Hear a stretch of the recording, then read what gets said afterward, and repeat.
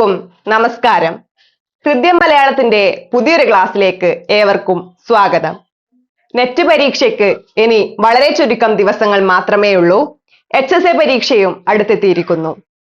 ഇനി നിങ്ങളുടെ എല്ലാവരുടെയും പഠനം കഴിഞ്ഞു എന്ന് വിശ്വസിക്കുന്നു. റിവിഷൻ എന്ന തരത്തിൽ നിങ്ങൾ ആവശ്യപ്പെട്ടതുപോലെ തന്നെ പ്രീവിയസ് ഇയർ ക്വസ്റ്റ്യൻസ് ആണ് ഇന്ന് നമ്മൾ ഡിസ്കസ് ചെയ്യാൻ പോകുന്നത്. ആദ്യം തന്നെ നമുക്ക് ക്ലാസ്സിലേക്ക് കടക്കാം. ആദ്യമായി നെറ്റിന്റെ ഒരു പ്രീവിയസ് ക്വസ്റ്റ്യൻ ആണ് നമ്മൾ എടുത്തിരിക്കുന്നത്. ചേരുംപടി ചേർക്കുക. ഒരു ഭാഗത്ത് നാടകങ്ങളുടെ പേരും മറുഭാഗത്ത് ആ നാടകം രചിച്ചവരുടെ നാടകകൃത്തുക്കളുടെ പേരുമാണ് കൊടുത്തിരിക്കുന്നത്. നാടകങ്ങൾ ഏതൊക്കെയാണ് എന്ന് നോക്കാം. വെള്ളിയാഴ്ച, മകുടി, സാക്ഷി, ഗ്രൂപ്പ് ഫോട്ടോ. നാടകകൃത്തുക്കളുടെ പേര് Kavalam Narayana Panicker, NN Pillai, P Balachandran, R Narendra Prasad. നാടകത്തെ കുറിച്ച് നമ്മൾ ക്ലാസ്സിൽ ആരംഭിച്ചു കഴിഞ്ഞു. ആദ്യകാല നാടകങ്ങളെ കുറിച്ചും പറഞ്ഞിരുന്നു. അപ്പോ നമുക്ക് ആദ്യത്തെ ചോദ്യത്തിലേക്ക്, ആദ്യത്തെ ഓപ്ഷൻ എയിലേക്ക് കടക്കാം. വെള്ളിയാഴ്ച എന്ന നാടകം ആരുടേതാണ്? വെള്ളിയാഴ്ച എന്ന നാടകം R നരേന്ദ്രപ്രസാദിന്റേതാണ്. ഓപ്ഷൻ എ 4 ആണ്. വെള്ളിയാഴ്ച R നരേന്ദ്രപ്രസാദ്. രണ്ടാമത്തേത് മകുടി. മകുടി എന്ന നാടകം ആരുടേതാണ്? ഉത്തരം ഓപ്ഷൻ 3 P ബാലചന്ദ്രൻ ആണ്. Option 3 P Balachandran. സാക്ഷി ആരുടെ നാടകമാണ്? നമുക്കറിയുന്ന കാര്യമാണ്. Option 1 Kavalam Narayana Panicker. Option D group photo ആരുടെ നാടകമാണ്? Option 2 NN Pillai. ശ്രദ്ധിക്കുക, വെള്ളിയാഴ്ച R നരേന്ദ്രപ്രസാദ്, മകുടി P ബാലചന്ദ്രൻ, സാക്ഷി Kavalam Narayana Panicker and the group photo NN Pillai.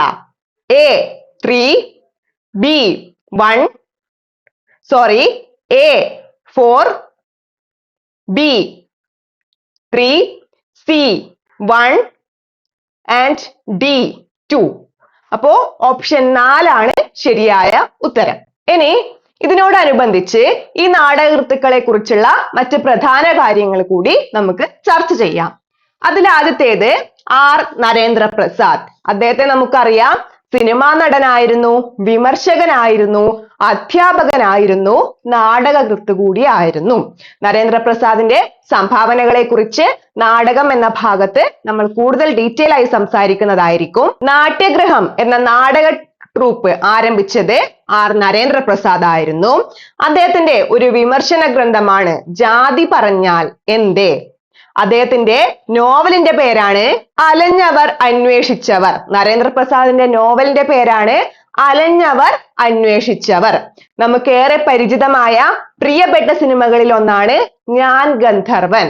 ആ സിനിമയിലെ അശരീരികൾക്ക് ശബ്ദം നൽകിയിരിക്കുന്നത് നരേന്ദ്രപ്രസാദ് ആണ്. അതുകൂടി നിങ്ങൾ ഇതിന്റെ കൂടെ ഒന്ന് ഓർത്തു വെക്കുക.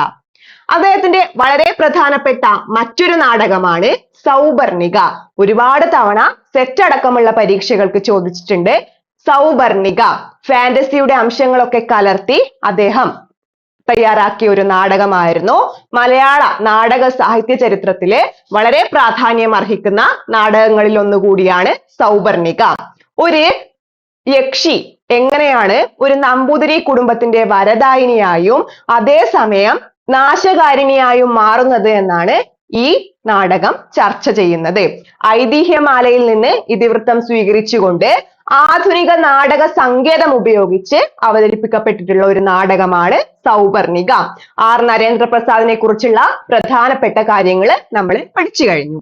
ഇനി അടുത്തത് P ബാലചന്ദ്രനാണ്. അദ്ദേഹത്തിന്റെ ഏകാഭിനയ ശേഖരമാണ് മകുടി. ഏകാഭിനയ ശേഖരമാണ് മകുടി. പേര് ശ്രദ്ധിച്ചു വെക്കുക. പാവം ഉസ്മാൻ, നാടകോത്സവം എന്നീ നാടകങ്ങളും അദ്ദേഹത്തിൻ്റെതായിട്ടുണ്ട്. പാവം ഉസ്മാൻ, നാടകോത്സവം എന്നീ നാടകങ്ങൾ P ബാലചന്ദ്രന്റേതാണ്. ഇനി അടുത്ത നാടകകൃത്ത് കാവാലം നാരായണ പണിക്കർ. കാവാലം നാരായണ പണിക്കർ മലയാള നാടക ചരിത്രത്തിൽ വളരെ പ്രധാനപ്പെട്ട സ്ഥാനം അലങ്കരിക്കുന്ന വ്യക്തിയാണ്. അദ്ദേഹത്തിന്റെ സാക്ഷി എന്ന നാടകമാണ് ഇവിടെ പരാമർശിച്ചിട്ടുള്ളത്. അദ്ദേഹത്തിന്റെ പ്രധാനപ്പെട്ട മറ്റു കുറച്ച് നാടകങ്ങൾ കൂടി നമുക്ക് പരിചയപ്പെടാം. തിരുവാഴിത്താർ, ദൈവത്താർ, അവനവൻ കടമ്പ, കരിങ്കുട്ടി എന്നിവ കാവാലത്തിന്റെ നാടകങ്ങളാണ്. തിരുവാഴിത്താർ, ദൈവത്താർ, അവനവൻ കടമ്പ, കരിങ്കുട്ടി, സാക്ഷി ഇവയൊക്കെ കാവാലത്തിന്റെ നാടകങ്ങളാണ്. ഇനി അടുത്തത് NN പിള്ള. NN പിള്ളയെ കുറിച്ച് നമ്മൾ കേട്ടിട്ടുണ്ട്. കഴിഞ്ഞ ക്ലാസ്സുകളിൽ ഒന്നിൽ ഒരു PYQ ൽ തന്നെ നമ്മൾ അദ്ദേഹത്തിന്റെ നാടകങ്ങളെ കുറിച്ച് ഡിസ്കസ് ചെയ്തിട്ടുമുണ്ട്. ഗ്രൂപ്പ് ഫോട്ടോ അദ്ദേഹത്തിന്റെ നാടകമാണ്. അതുകൂടാതെ പ്രേതലോകം, ഈശ്വരൻ അറസ്റ്റിൽ എന്നീ നാടകങ്ങളും അദ്ദേഹത്തിൻ്റെതാണ്. നാടകത്തെ കുറിച്ച് പറയുമ്പോൾ ഇവരെ കുറിച്ച് നമുക്ക് വളരെ ഡീറ്റെയിൽ ആയിട്ട് പഠിക്കേണ്ടതുണ്ട്. വളരെ പ്രധാനപ്പെട്ട നാടകങ്ങളാണ് നമ്മൾ ഇപ്പോൾ പറഞ്ഞിരിക്കുന്നത്. തിരുവന്താൻ തമ്പി, അണ്ടനും അടകോടനും എന്നീ നാടകങ്ങളുടെ കർത്താവാര്? തിരുമ്പി വന്താൻ തമ്പി, അണ്ടനും അടകോടനും എന്നീ നാടകങ്ങളുടെ കർത്താവ്? ഉത്തരം G ശങ്കരപ്പിള്ളയാണ്. ഉത്തരം G ശങ്കരപ്പിള്ള. തിരുമ്പി വന്താൻ തമ്പി, അണ്ടനും അടകോടനും, സ്നേഹദൂതൻ, ഭരതവാക്യം, വിവാഹം സ്വർഗത്തിൽ നടക്കുന്നു, ഇവയൊക്കെ അദ്ദേഹത്തിന്റെ നാടകങ്ങളാണ്. ഇതിലെ മറ്റു 3 ഓപ്ഷൻസും നമ്മൾ കഴിഞ്ഞ ചോദ്യത്തിന്റെ ഭാഗമായിട്ട് ഡിസ്കസ് ചെയ്തതായിരുന്നു. ഇനി അടുത്തത്, ചരമഗിരി ശിരസി രവിയും പ്രവേശിച്ചു ചാരുലങ്കാ ഗോപുരാഗ്രേ കവീന്ദ്രനും. അധ്യാത്മ രാമായണം കിളിപ്പാട്ടിലെ ഈ വരികൾ ഏത് കാണ്ഡത്തിലേതാണ്? ഈ വരികൾ ഏത് കാണ്ഡത്തിലേതാണ് എന്നാണ് ചോദ്യം. നമുക്കറിയാം അധ്യാത്മ രാമായണത്തിൽ 7 കാണ്ഡങ്ങളുണ്ട്. അത് ഏതൊക്കെയാണെന്ന് നിങ്ങളൊന്ന് കമന്റ് ചെയ്ത് വെക്കുക. കമന്റ് ബോക്സിൽ അല്ലെങ്കിൽ വീഡിയോക്ക് കമന്റായി രേഖപ്പെടുത്തുക. 7 കാണ്ഡങ്ങളിൽ ഏത് കാണ്ഡത്തിലെ വരികളാണ് ഇത് എന്നാണ് ചോദ്യം. ഉത്തരം C സുന്ദരകാന്ഡമാണ്. സുന്ദരകാന്ഡത്തിലെ വരികളാണിത്. സുന്ദരകാന്ഡത്തിന്റെ പ്രത്യേകത നമുക്കറിയാം. ഹനുമാൻ ലങ്കയിലേക്ക് പോകുന്നതും അവിടെ വെച്ച് സീതയെ കാണുന്നതുമൊക്കെയാണ് സുന്ദരകാന്ഡത്തിൽ പ്രധാനമായിട്ട് പ്രതിപാദിച്ചിരിക്കുന്നത്. ഇനി അടുത്ത ചോദ്യം, തന്നിരിക്കുന്ന മലയാള വിഭക്തികളുടെ പൂർവാപരക്രമം സംയോജിക, സംബന്ധിക, ഉദ്ദേശിക, പ്രയോജിക, പ്രതിഗ്രാഹിക. ഇനി നമുക്ക് വിഭക്തികളെ കുറിച്ച് നോക്കാം. ആദ്യത്തേത് നിർദ്ദേശിക, പ്രതിഗ്രാഹിക, സംയോജിക, ഉദ്ദേശിക, പ്രയോജിക, സംബന്ധിക, ആധാരിക. നമുക്ക് വിഭക്തികൾ നോക്കാം. ആദ്യത്തേത് നിർദ്ദേശിക, രണ്ടാമത്തേത് പ്രതിഗ്രാഹിക, മൂന്നാമത്തേത് സംയോജിക, നാലാമത്തേത് ഉദ്ദേശിക, അടുത്തത് പ്രയോജിക, പിന്നെ സംബന്ധിക, ആധാരിക. ഏതാണ് ക്രമം എന്ന് നമുക്ക് നോക്കാം. നിർദ്ദേശിക ഇവിടെ ഇല്ല, പ്രതിഗ്രാഹിക വരുന്നുണ്ട്. അപ്പോ ഈ ആണ് ആദ്യത്തേത്. അത് കഴിഞ്ഞ് സംയോജിക, ഈ കഴിഞ്ഞ് സംയോജിക, അതിനുശേഷം ഉദ്ദേശിക, ഉദ്ദേശിക EAC, അതിനുശേഷം പ്രതിഗ്രാഹിക, പ്രയോജിക. അപ്പോൾ EACDB എന്ന് വരുന്ന ഓപ്ഷൻ ഒന്നാമത്തേതാണ് ഇതിനുള്ള ശരിയുത്തരം. നിങ്ങൾ ഒന്നുകൂടി ആ ക്രമം ഒന്ന് എഴുതിയെടുക്കുക. നിർദ്ദേശിക, പ്രതിഗ്രാഹിക, സംയോജിക, ഉദ്ദേശിക, പ്രയോജിക, സംബന്ധിക, ആധാരിക. ഇത് ചോദിക്കാൻ സാധ്യതയുണ്ട്. അടുത്ത ചോദ്യം, പഴയകാല നാണയങ്ങളും പുറത്തിറക്കിയവരും ചേരുംപടി ചേർക്കുക.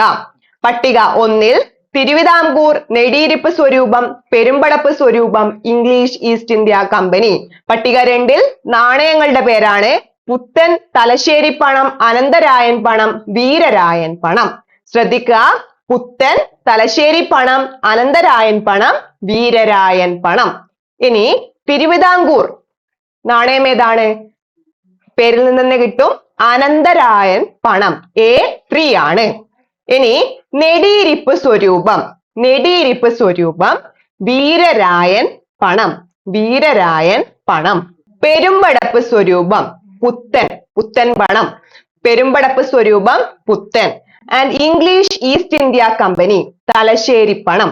ശ്രദ്ധിക്കുക, തിരുവിതാംകൂർ അനന്തരായൻ പണം, നെടിയിരിപ്പ് സ്വരൂപം വീരരായൻ പണം, പെരുമ്പടപ്പ് സ്വരൂപം പുത്തൻ, English east India company, Thalassery പണം. ഇനി പ്രധാനപ്പെട്ട സ്വരൂപങ്ങളെ കുറിച്ച് നമുക്ക് ജസ്റ്റ് ഒന്ന് പഠിക്കാം. പെരുമ്പടപ്പ് സ്വരൂപം കൊച്ചി, തൃപ്പാപ്പൂർ സ്വരൂപം എന്നറിയപ്പെടുന്നത് തിരുവിതാംകൂർ ആണ്, തരൂർ സ്വരൂപം എന്നറിയപ്പെടുന്നത് പാലക്കാടാണ്, പടിഞ്ഞാറ്റേടത്ത് സ്വരൂപം കൊടുങ്ങല്ലൂരാണ്, വെട്ടത്തുനാട് പൊന്നാനി പ്രദേശമാണ്, ഇളയിടത്ത് സ്വരൂപം കൊട്ടാരക്കരയാണ്, നെടിയിരിപ്പ് സ്വരൂപം സാമൂതിരി രാജാക്കന്മാരെ കുറിക്കുന്നതാണ്. നമ്മള് നെടിയിരിപ്പ് സ്വരൂപത്തിന്റേത് വീരരായൻ പണമാണ് എന്ന് പഠിച്ചു. അപ്പോൾ നെടിയിരിപ്പ് സ്വരൂപം സാമൂതിരിമാരുമായി ബന്ധപ്പെട്ടിരിക്കുന്നു. അടുത്ത ചോദ്യം, മഴമംഗലത്തിന്റേതല്ലാത്ത ചമ്പുക്കൾ. ചോദ്യം ശ്രദ്ധിക്കുക, മഴമംഗലത്തിന്റേതല്ലാത്ത ചമ്പുക്കൾ. ഭാഷാ നൈഷധം ചമ്പു, ഭാഷാ രാമായണം ചമ്പു, രാജരത്നാവലിയം ചമ്പു, പാരിജാതാഹരണം ചമ്പു, ബാണയുദ്ധം ചമ്പു. മഴമംഗലത്തിന്റെ ചമ്പുക്കൾ ഏത് എന്ന് നമുക്ക് ആദ്യം പരിചയപ്പെടാം. ഭാഷാ നൈഷധം ചമ്പു, രാജരത്നാവലിയം ചമ്പു, കൊടിയ വിരഹം ചമ്പു, ബാണയുദ്ധം. ഇവയൊക്കെയാണ് മഴമംഗലത്തിന്റെ ചമ്പുക്കൾ. ഭാഷാ നൈഷധം, രാജരത്നാവലിയം, കൊടിയ വിരഹം, ബാണയുദ്ധം. ഇനി ശ്രദ്ധിക്കുക, ഭാഷാ നൈഷധം മഴമംഗലത്തിന്റേതാണ്. ഭാഷാ രാമായണം അദ്ദേഹത്തിന്റേതല്ല. രാജരത്നാവലിയം അദ്ദേഹത്തിന്റേതാണ്. പാരിജാതഹരണം അദ്ദേഹത്തിന്റേതല്ല. അപ്പോൾ ബിയും ഡിയുമാണ് ഇതിൽ തന്നിട്ടുള്ളവയിൽ മഴമംഗലത്തിന്റേതല്ലാത്ത ചമ്പുക്കൾ. അപ്പോൾ ഓപ്ഷൻ 3 ആണ്, ബി ഡി മാത്രം എന്ന് വരുന്ന ഓപ്ഷൻ ആണ് ശരിയുത്തരം. അടുത്തത്, മുദ്രാഭിനയത്തിൽ കഥകളി നടന്മാർക്ക് അവലംബമായ നാട്യശാസ്ത്ര ഗ്രന്ഥം ഏത്? മുദ്രാഭിനയത്തിൽ കഥകളി നടന്മാർക്ക് അവലംബമായ നാട്യശാസ്ത്ര ഗ്രന്ഥം. A Natyashastra, B Prayoga Deepika, C Mokshadayaka Deepika, and D Hastalakshana Deepika. ഉത്തരം ലഭിച്ചിട്ടുണ്ടാവും. ഓപ്ഷൻ ഡി ഹസ്തലക്ഷണ ദീപികയാണ് മുദ്രാഭിനയത്തിൽ കഥകളി നടന്മാർക്ക് അവലംബമായ പുസ്തകം. ഇതിലെ 24 മുദ്രകളെ കുറിച്ചാണ് പ്രധാനമായും പറഞ്ഞിരിക്കുന്നത്. അടുത്ത ചോദ്യം, നേത്രരോഗി എന്നത് ആരുടെ തൂലികാനാമമാണ്? Option A Moorkoth Kumaran, option B Premji, option C Anthappayi, and option D EV Krishna Pillai. ഉത്തരം ഓപ്ഷൻ ഡി EV കൃഷ്ണപിള്ള. തൂലികാനാമങ്ങളെ കുറിച്ച് പറയുന്ന നമ്മുടെ ഷോർട്സ് കൂടി കേട്ടാൽ നിങ്ങൾക്ക് കൂടുതൽ തൂലികാനാമങ്ങളെ കുറിച്ച് അറിവ് നേടാൻ സാധിക്കും. EV കൃഷ്ണപിള്ളയുമായി ബന്ധപ്പെട്ട കുറച്ച് കാര്യങ്ങൾ നോക്കാം. ജീവിത സ്മരണകൾ എന്നതാണ് അദ്ദേഹത്തിന്റെ ആത്മകഥ. ജീവിത സ്മരണകൾ. ബാഷ്പവർഷം, ആരുടെ കൈ, തോരാത്ത കണ്ണീർ എന്നിവ അദ്ദേഹത്തിന്റെ നോവലുകളാണ്. ബാഷ്പവർഷം, ആരുടെ കൈ, തോരാത്ത കണ്ണീർ EV കൃഷ്ണപിള്ളയുടെ നാടകങ്ങളാണ്. എന്റെ ഗന്ധർവ സ്നേഹിതൻ അദ്ദേഹത്തിന്റെ ചെറുകഥയാണ്.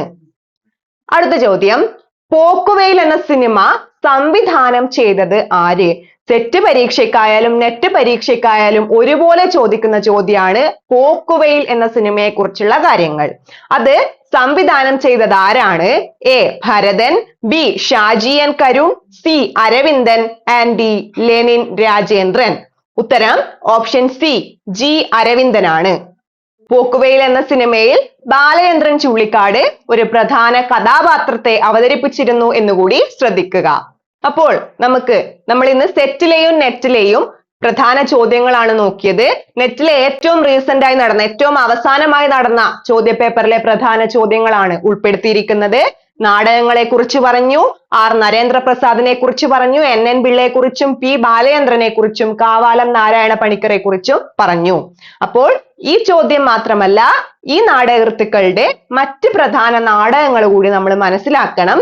ഈ ക്ലാസ്സിൽ പറഞ്ഞ പ്രധാന നാടകങ്ങളെങ്കിലും നിങ്ങൾ നിർബന്ധമായി പഠിച്ചിട്ട് വേണം അടുത്ത പരീക്ഷയ്ക്ക് പോകാൻ. നാടകവുമായി ബന്ധപ്പെട്ട മറ്റൊരു ചോദ്യമായിരുന്നു 2 നാടകങ്ങളുടെ പേര് തന്ന് ആരാണ് അത് രചിച്ചത് എന്നത്. വളരെ ഡയറക്റ്റ് ആയതും ഈസി ആയതുമായ ചോദ്യമായിരുന്നു. ഇതിൽ നമുക്ക് കുറച്ച് അല്പമെങ്കിലും ബുദ്ധിമുട്ട് തോന്നിയ ഒരു ചോദ്യം മൂന്നാമത്തേതായിരുന്നു. അവിടെ അധ്യാത്മ രാമായണത്തിലെ ഏത് കാണ്ഡത്തിലെ വരി എന്ന് ചോദിച്ചിരുന്നു. ഉത്തരം സുന്ദരകാന്ഡാണ്.